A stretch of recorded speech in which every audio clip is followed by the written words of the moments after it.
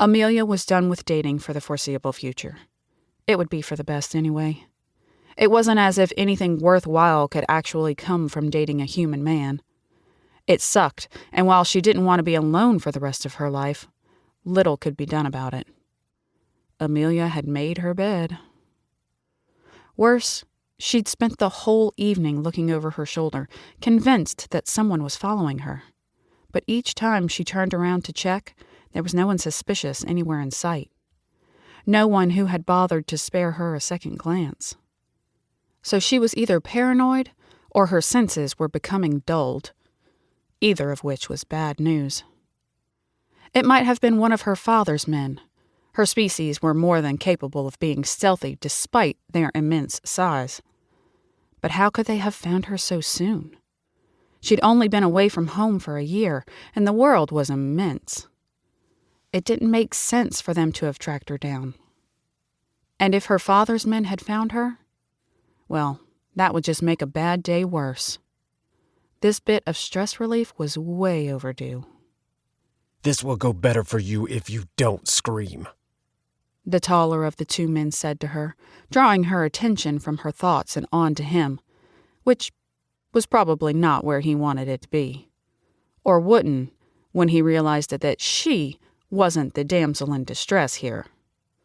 He was holding a knife at her side as he dragged her from the street. The dumbass. One quick twist of his wrist would have been enough to break the bone and make him drop the weapon. It would be as easy to her as breathing. "Please don't hurt me," she said in the best small, fearful voice that she could manage. Both men chuckled, and when the smaller of the two met her gaze, his eyes glinted with the promise of violence.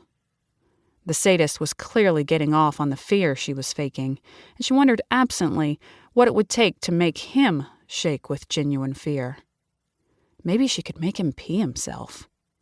Now that would be a good start on turning today around. When they were halfway along the alleyway, the men threw her up against the wall, and for the first time, she allowed an excited smile to stretch across her lips. They turned to glance at one another right after seeing it. "Bitch is crazy," the taller man said. "You got that right," his friend replied. "Who are you calling a bitch?" she demanded, hand on hip. The taller man leaned in. "I call it as I see it." The time for pretense was over. "You know that you picked on the wrong woman tonight, right?" she asked, looking at each of them in turn. The man with the knife frowned, looking suddenly unsure of himself, but the shorter man scoffed. "Yeah? Why's that? You a cop?" he asked with a roll of his eyes. "You stupid enough to think you could take us? Because I don't see your backup." "Not a cop," she said. "Not even close. I'm something else." She dropped her voice to a whisper. "And I don't need backup." He took a couple of steps nearer, then leaned in close enough for her to smell the pungent aroma of alcohol and cigarettes on his breath. "Yeah? And why's that?" he asked. She opened her mouth to reply when he suddenly wasn't in front of her anymore. He was being lifted into the air and punched in the face so hard his nose made a cracking sound. Then he was thrown on the ground like he was little more than a discarded trash bag. The man who'd had hold of him turned on the second would-be rapist and dispatched of him with equal efficiency. If Amelia hadn't been so annoyed at him for stealing her fun, she would have stopped and gawked. He was positively gorgeous. So handsome he stole her breath. And he wasn't just a pretty face.